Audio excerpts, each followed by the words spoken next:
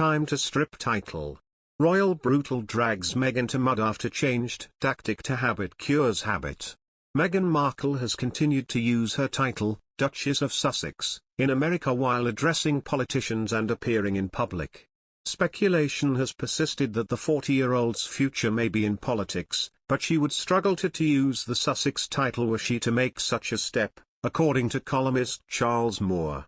In a piece titled "The US Won't Accept HRH President Meghan," Mr. Moore points out that, her husband, of course, is His Royal Highness, so I do not see how he could be the first gentleman if his wife were to enter the White House. Mr. Moore writes, "This column has worried before that the Duchess of Sussex is riding for a fall in the way she wields her title in America."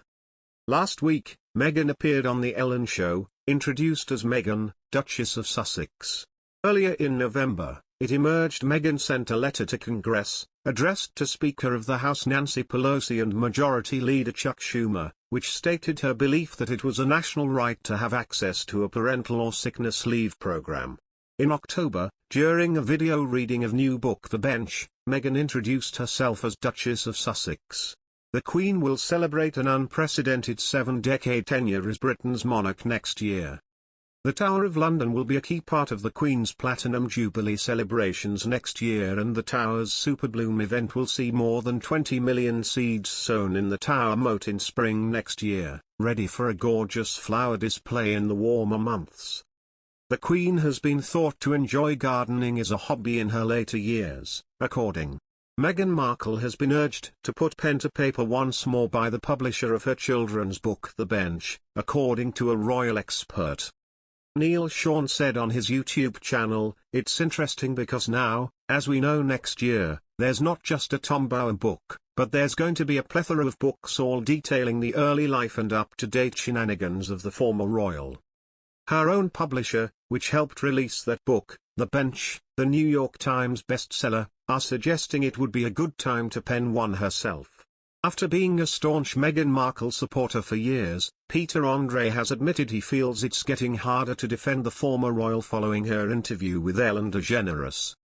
The Duchess of Sussex appeared in an episode of the final season of The Ellen Show last week to discuss her life, her humanitarian work as well as everything in between. Although it seemed the audience and most people enjoyed watching the wholesome interview, some stars in the UK felt differently. The mysterious girl singer took to his column in New Magazine to share his feelings on the star doing an interview with the controversial chat show host. "It's a tough one with Meghan and Prince Harry. I've always stuck up for them, but I do think some of the choices that are being made are not great," he wrote. "I want to support them, but they're making it quite difficult for people." Peter isn't the only star who shared their 2 cents on Meghan sitting down for a chat with Ellen. Lorraine Kelly recently said she thought Meghan's stunt on Ellen didn't work. Speaking on ITV, she said, "It's a strange one, isn't it? You're right, you wouldn't see Kate do that, but they are distancing themselves from the royal family. I think what she's trying to do with paid leave for parents is actually a really good thing. I think the sort of stunt didn't really work for me," she added, commenting on Meghan's skit. The skit saw her drink milk out of a baby's bottle, eat crisps like a chipmunk and meow like a cat. Meghan seemed at ease during the interview and even opened up about her children Lilibet and Archie. After Ellen asked the 40-year-old about her 2-year-old son, Meghan beamed with joy and said, "He loves being a big brother. Someone told Harry and me that when you have 1 kid it's a hobby and 2 children it's parenting.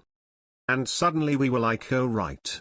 Everyone talks about what it's like for the second child, but no one talks about the adjustment for the first child when the second one comes along."